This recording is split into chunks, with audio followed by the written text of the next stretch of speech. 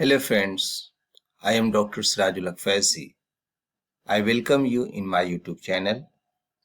Today in this video, I am going to talk about volumetric analysis. So friends, what is volumetric analysis? You know, volumetric analysis is a widely used quantitative analytical method. As the name implies, this method involves the measurement of volume. So volumetric procedures, a solution is prepared from accurately weigh sample of material to be analyzed. A substance is chosen that will react rapidly and completely with the constituents that is to be determined. A standard solution of this substance is prepared. A standard solution is one of accurately known concentration, usually expressed as molarity with a precision of plus minus 0.0001 m. Some of a standard solution is poured into a burette.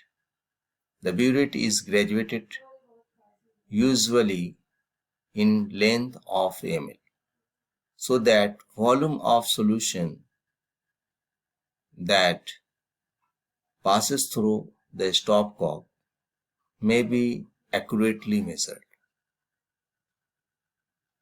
A standard solution is added slowly from a burette to the unknown solutions, allowing the reactions to occur, and this process is called titration.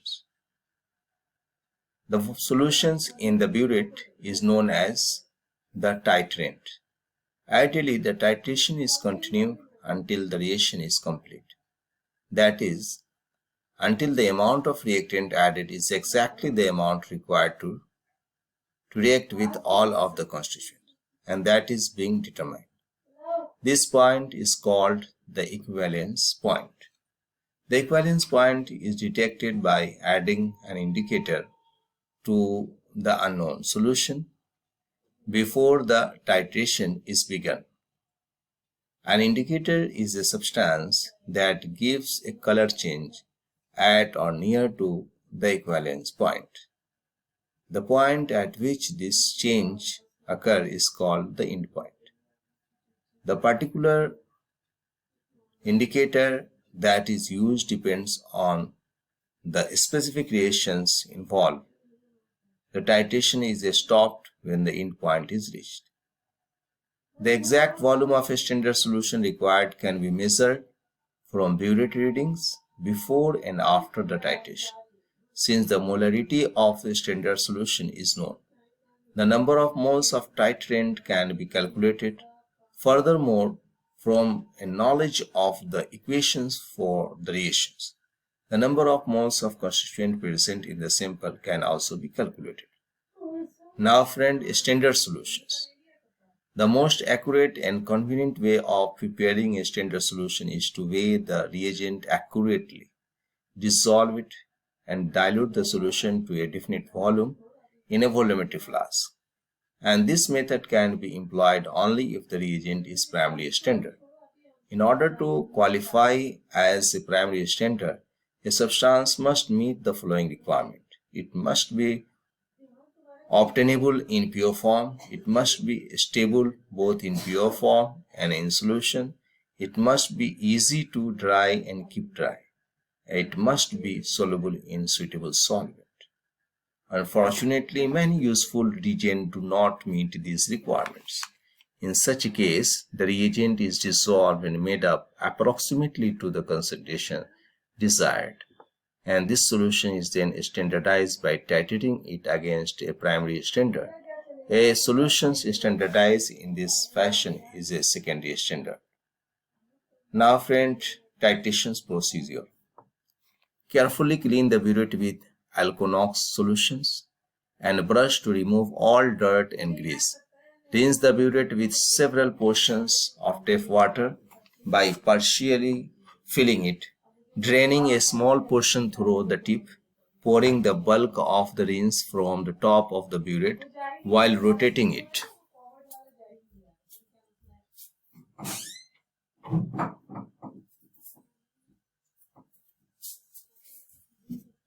So, if any drops of water collect on the walls when the rinse is poured from the burette, the cleaning is unsatisfactory and must be repeated.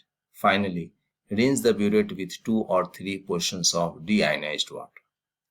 Before filling the burette, rinse it with the titrant solution 2 or 3 times using about 10 ml portions. Place the burette in a burette clamp attached to a large ring stand using a funnel. Fill the burette with titrant to a level above the 0 mark. Place a beaker under the burette and open the stopcock for a few seconds to remove all air from the tip. The top of the solution should now be below the 0 mark. Read the burette to plus minus 0.01 milliliter. Because the burette is graduated to 0.1 ml, the second decimal place must be estimated. To make this reading, it is necessary to locate the meniscus, and that is the surface of liquid.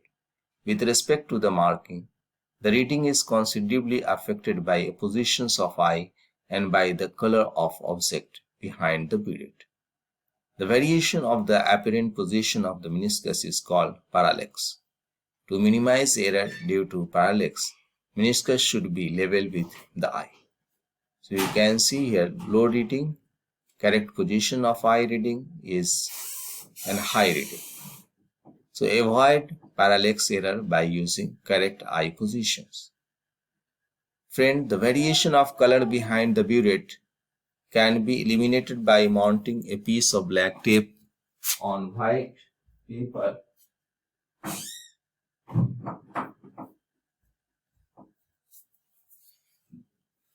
white card and holding it behind the burette as shown in figure. If a highly colored liquid is used, it is more convenient to read the position of the top of the meniscus. So, reading card correctly held. Card is behind burette. Meniscus boundary is tangent to black-white boundary. This is the way of a correctly held reading card. Place the solution that is to be titrated in aluminum flask and add the appropriate indicator. Position the flask under the burette. Add the titrant slowly from the burette while swirling the contents of the flask to assure adequate mixture. As the end point is approached, the titrant must be added very slowly, a drop at a time. Usually there is a warning as the end point is approached. If the end point is a color change, the change is produced momentarily where the reagent drop into the solution, but the fades with the stirring into a bulk of solution. This fading occurs more slowly as the end point is approached. If the indicator change is a very sharp one, it may be desirable to add standard solutions only half drop at the time near the end point, and this may be done by opening the stopcock slightly until a drop begins to form on the burette tip. When the droplet has grown to a few hundredth of a milliliter, one drop is about 0.05 ml. It is touched to the side of the titration vessels and rinsed down with a little deionized water from the washed bottom. If an endpoint is not distinct, if it is unfamiliar, it may be difficult to decide when the endpoint has actually been reached. In this case, record the burette reading, add drop, another drop, and note change produced. If the observer is still uncertain, another reading should be recorded, another drop added. When a series of such readings have been recorded, it is easier to select the endpoint in retrospect than by direct approach. When the endpoint has been reached, subtract the initial burette reading, step 4 above, from the final reading to obtain the volume of titrant used. Now friends, qualitative analysis technique. For qualitative analysis techniques are generally performed on the semi-micro scale, total volume of a few milliliters. The equipment is ordinary laboratory equipment, but a small size, for example, test tubes and 50 milliliter beaker are favored. All equipment must be kept clean and should be rinsed several times with deionized water before use. The inner surface of glassware should not be dried with towels. Stirring rods and capillary pipettes should never be placed on the bench top. Now reagent. Reagents are stored in several places in the laboratory. Concentrated acid and bases are in the hood, HCl, nitric acid, sulfuric acid, acetic acid, and ammonia. These reagents must be handled very carefully in the hood. Dilute acid and bases on the shelf above your lab bench in a small dropper bottle. Hydrochloric acid, nitric acid, sulfuric acid, sodium hydroxide, ammonia. Other reagents used for identification test, the known solution of cations and anion are stored on the side shelf. Do not take these reagents to your lab bench. Use this reagent at the side shelf and return them to their proper place. The bottles are numbered. Now friend, mixing and heating solutions. Most chemical reaction takes place in test tube by drop-wise addition of reagent stored in dropper bottles. Solutions are mixed with a stirring rod or by flicking the test tube with finger. Heating should be done in a water bath. 250 milliliter beaker with a perforated aluminum tray to support test tubes makes a suitable water bath. Solution in test tube should not be heated directly with a flame from Bunsen burner. So, use a small stirring rod to mix solutions. A large stirring rod will force liquid from the tube. You can flick the test tube to mix solution. So, mix solutions with a small stirring rod or by flicking. Now you can see this picture. This is the ring. Sample to be heated. Aluminum tray with holes. Water, 250 milliliter beaker and wire gauze. So setup for heating solutions. Now friend, testing the acidity or basicity of the solution. I will continue from here in next video. So if you like this video, then subscribe my channel and thanks for watching.